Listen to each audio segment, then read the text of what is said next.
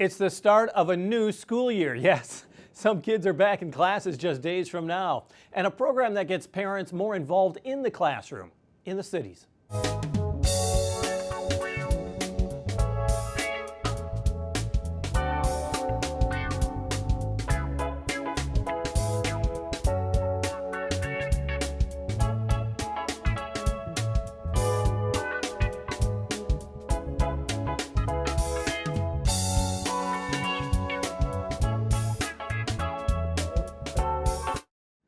The school bells will ring again throughout the Rock Island-Milan School District. The first day for classes is August 5th in the district. That opens earlier than any other in the cities. What could students and parents expect in the coming school year? We're joined by the Superintendent of Rock Island-Milan Schools, Dr. Sharon Williams.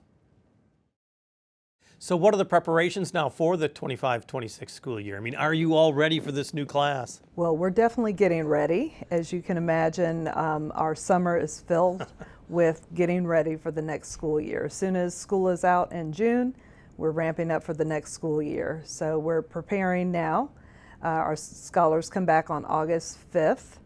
So we have lots of days of professional development for teachers, staff members. I actually am in the middle of a school leadership institute today and next week, where we work with our school leaders on upcoming preparations for the year. Tell me about that first day of school. I know that you love welcoming back the students. Yes.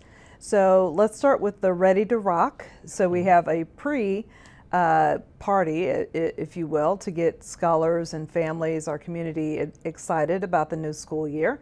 That's on July 27th at 2 p.m. at Schwiebert Park. Yeah. That's a tradition. Yes, a very proud tradition of our school district. Very exciting time. The first day of school is always, everyone has the jitters. Everyone's excited, not quite sure. All of our scholars are going to a different grade, perhaps a different school. Our school leaders are prepared and ready, but there's always that little bit of first day jitters with the first day of school. But we're looking forward to a great school year. We start on Tuesday, which may be, I like to point that out, that August 5th is a Tuesday. And so we'll be ready to welcome our scholars and teachers back. Rock Island-Milan is so unusual because it starts so early, and it Yes. basically has what you could call a trimester schedule. Is that still an effective way for Rock Island schools to operate? I mean, does that work? Yes, I would say that with our longer intersessions, we have a longer fall break, a longer spring break. It really helps to break up the school year for scholars, families, teachers.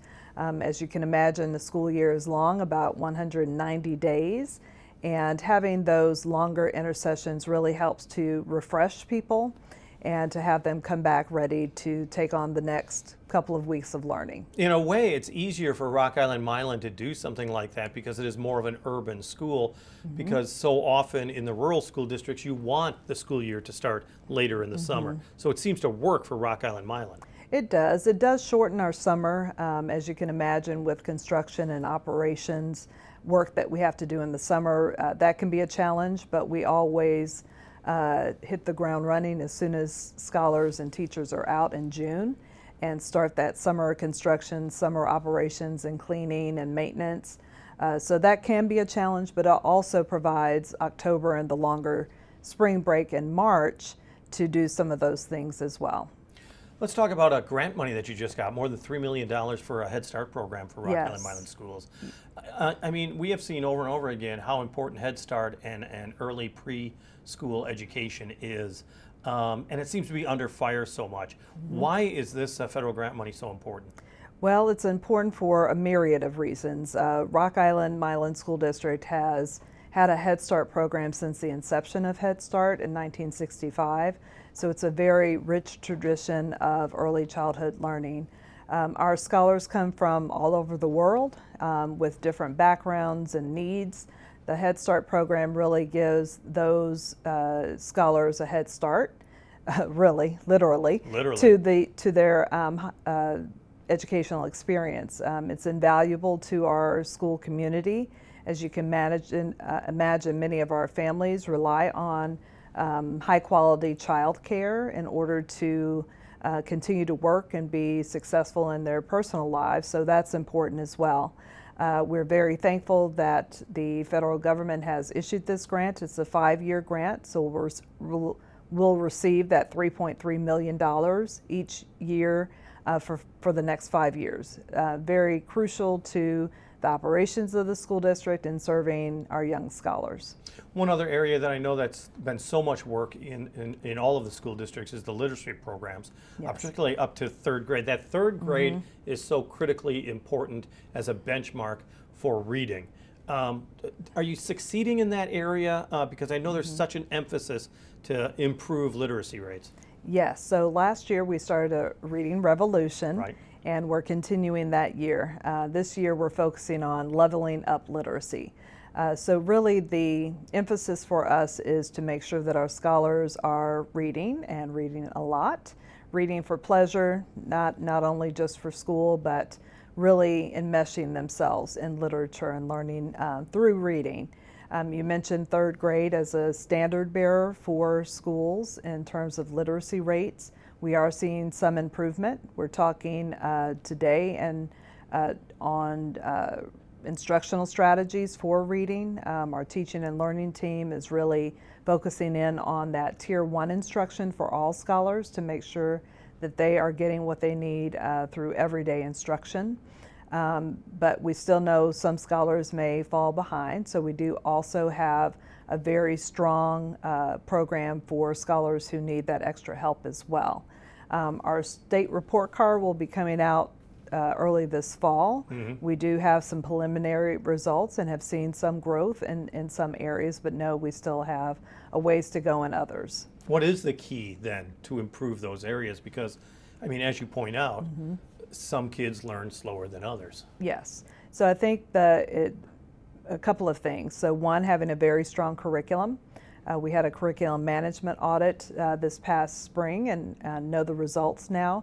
So we know some of the gaps we have between grade levels and making sure that we have a strong curriculum. That's number one.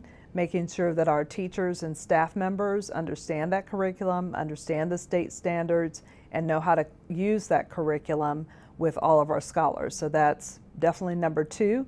Number three is having a strong principal, strong school leaders in each of our schools to help coach and teach our teachers to make sure that our scholars are on track. So you have to have all three of those things happening at the same time to have those gains in literacy. Well, any academic area, but especially in literacy. Well, and the audit is so important, a curriculum audit, because it does show deficiencies or gaps or successes. What was the area that most surprised you when the audit came out? Where's the greatest attention you think needed right now? So throughout the district, we looked at the four major content areas: reading, math, social studies, science. We also looked at our extracurricular activities, or not extracurricular, but our supplemental activities such as PE, music, etc. And what we found is that we have a gap in social studies in terms of our curriculum. So that's one of the areas that we're going to work on first. What we also notice is that our teachers need, or another finding was that our teachers need more professional development. So we're going to focus in on making sure that our teachers are well versed in the curriculum materials that we have, and are able to teach the curriculum with fidelity. In May, you kicked off what's called the Strategic Planning Summit. Yes. Tell me about what you have learned from that. Yes, so our current strategic plan is sunsetting this year. And so the Board of Education, we partnered with a third-party facilitator, Engaged to Learn, to start our new strategic planning session. So in May, we kicked off our strategic planning summits, and that's where we invited all of our school community members all together on 2 summits. We had a panel of our scholars, high school and junior high scholars, who talked about their aspirations, their experience with our school district to help us guide our new action plans and goals for the next school year. So our next step is, we also had a survey that went out to all of our stakeholders. We used all of that information and some smaller focus groups. So we had focus groups of families, scholars, teachers, staff members, other members of the larger Rock Island-Milan community. And we're going to take all of that input together, and we have 2 days in July where we'll start designing our new strategic plan. So all of that input goes into those 2 design days, and to start setting our goals, the profile of a graduate, the profile of how we want our scholars to, what we want them to accomplish when they graduate our schools. So that's a massive blueprint. I mean, Yes. that's a large undertaking. How do you think it will benefit the students in particular? Well, we started with Scholar Voice first. I mentioned at our summits we did have scholars present on a panel. They had a set of questions that talked about their experience in our schools, what their goals for themselves are, where they want to be. And having that input from them, I think, is the guiding force for the new strategic plan. It will focus on scholars and what their needs are, what their aspirations are, and how the adults in the school district can then support scholars in reaching those goals. I think in the past year that you've been here, you have done as much as you can to reach out to the community. You also have a superintendent's advisory council as well. Yes. I mean, it's a good point that I like how you say stakeholders or shareholders, because Rock Island-Milan Schools is everyone's school. Yes. And so you've heard from the community. What's your takeaway about Rock Island-Milan so far? Well, the number one takeaway is that our school community is very proud of our schools, very proud of Rock Island and the city and the village of Milan, and they want the best for their scholars, no matter where they are in Rock Island or Milan. You mentioned our superintendent's advisories. We've had 2 meetings with different groups. So we have a family advisory, staff members, teachers, and also scholars. Again, going back to Scholar Voice, we've heard from our junior high school scholars and our high school scholars. And really the biggest takeaway is that everyone feels that Rock Island has the bones and the structures to be a very good, if not great, school district. But there are some gaps that we have. So for instance, in communication, we can do a better job always in communicating what the goals of the district are, what we're doing about those goals, and who's involved with helping us reach those goals. So that's really one thing that we focused in on at our School Leadership Institute this morning, was improving the chain of communication throughout the school district and making sure that everyone in the district knows what's going on and how they can help to make us a better school district. We've talked about the academics and the reading and even the testing. What I noticed is that you had silver cord recipients in this last school year. Yes. And they were being honored for volunteerism. It's so critically important to not only teach kids learning, but also how to be a part of a bigger community. Is that how you see this? Absolutely. I was so very pleased to hear from the teacher sponsor for this activity. Our state does have a requirement for scholars to have volunteer hours to graduate. However, they've taken it to another level in terms of recognizing those scholars that go above and beyond the number of hours for volunteerism. And as you mentioned, it is a very important skill that we teach and support in schools because we want our scholars to come back to Rock Island or Milan to contribute to their communities in the ways that they would like to give back to their communities. So a very important and very well recognized recognition for our scholars. It is just days away, the beginning of the 25-26 school year. Yes. Good things ahead. I mean, what do you see for this year? Well, I see a school community who they're ready to roll up their sleeves and do whatever is necessary to make sure that our scholars are successful. If there's not one thing I've heard from folks in this community, is that they are willing to do the work to make our school district better. So we're very excited about that. We're very excited about our new facilities management plan. Very important for us to shore up the safety and security of our school buildings, but also to make them places that scholars and teachers want to be every day and that are healthy environments for learning. So we're very excited about that. Lots of projects going on in that area, and it will be a process that will make our schools a better place to be. Our thanks to Dr. Sharon Williams, Superintendent of the Rock Island-Milan School District. In a moment, expanding a program that gets more parents involved in the classroom. But first, here are some events that may be perfect for you, your family, and friends, thanks to Visit Quad Cities. Check out the things to do this week in the Quad Cities. Come out and enjoy a family-friendly circus located in the parking lot of South Park Mall. Then, explore the river while taking a ride on the Channel Cat water taxi on Tuesdays and Thursdays. Next, cruise along the Mississippi while enjoying lunch on the Celebration Belle. Then, get ready for great food, live music, unique vendors, and kid-friendly fun at Mercado on 5th. Finally, get ready for amusement rides, fair food, and great concerts at the Mississippi Valley Fair. For more events like these, check out our events calendar at visitquadcities.com. It started in Chicago, but has grown into a program that's being tested in school districts across the country.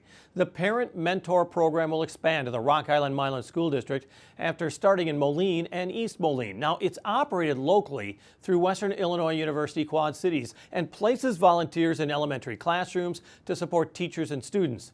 We talked with Sarah Benson, who's part of the Parent Mentor Program in the cities. Sarah and Tresa, thank you so much for joining us. Sarah, let's just start. What is the basics of this program? I mean, why does it exist?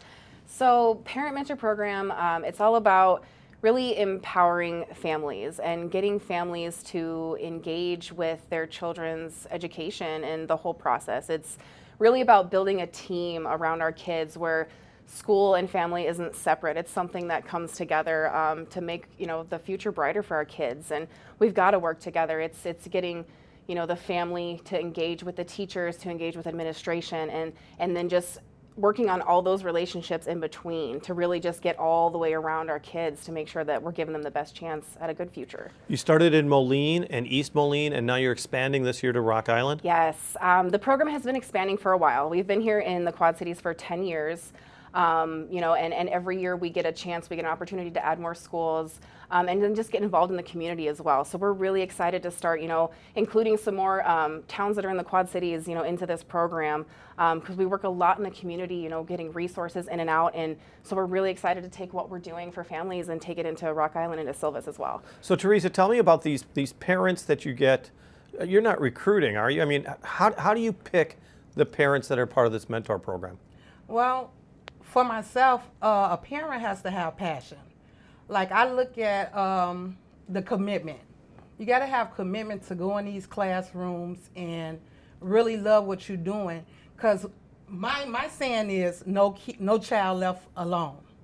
None. I work with, I don't care if they don't speak English. I don't care what color they is. I want every child to have the same opportunities. Myself being born in Chicago, and I didn't have them opportunities, I want every child that I work with or any parent that I hire to have the passion to do this. How do the teachers respond to having yet another person inside the classroom? Actually, they loving it. They actually love it. We get great responses. So that's what we start at. We start with the teachers and the principals, and we carry on to parents. And Sarah, I mean, what do these parents do? Because you say you have to train them. Yes. I mean, so they're not just standing against the wall, right, observing. So we want to make sure, when we're sending parents into the classroom, that they are going to be there as a resource. And so parents are bringing, their life experience in, but also they're getting professional and personal development weekly for at least 3 hours a week. So, we're giving them skills that they can take into the classroom. So whether they're working one-on-one with a student or they're working in small groups, which in elementary setting, that's usually what parent mentors are doing. They're going into the classroom, working with the teacher to, either catch kids up on literacy skills or math skills, but really what kind of becomes the focus of parent mentors is social and emotional development for these kids, is we become a safe place. Parent mentors are a safe place for these kids to connect.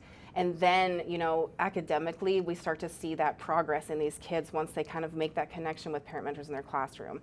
And teachers are great. I mean, they become mentors to the parent mentors themselves. They're sharing skills and teaching them things and how to work with their own kids at home. It's just a really just kind of beautiful relationship that happens with parent mentors and their teachers. Well, Tresa, a lot of parents don't have the time to do this. I mean, this is a real commitment. Well, it's actually we do 8 up to 8 hours in the classroom weekly, and we have workshops that we do 3 hours a week. So it's actually 11 hours.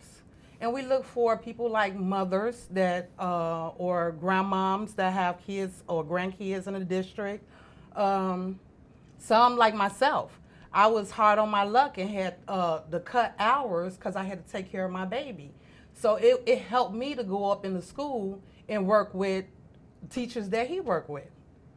You said no child left alone. No, none. What have you noticed as you've taken part in this program? I mean, some kids are in a shell, and have they come out?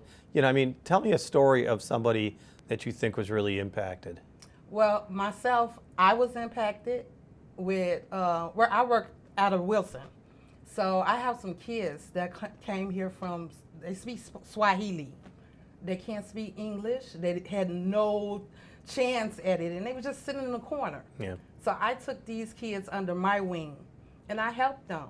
And I saw the results, and they happy, they screaming. All the kids call me, they know how to say Miss A, and they say, we love you, teacher. And they love this, and it just inspires me because these are some kids that were scared coming in here. We don't know how they got here. We don't know what's going on in their life.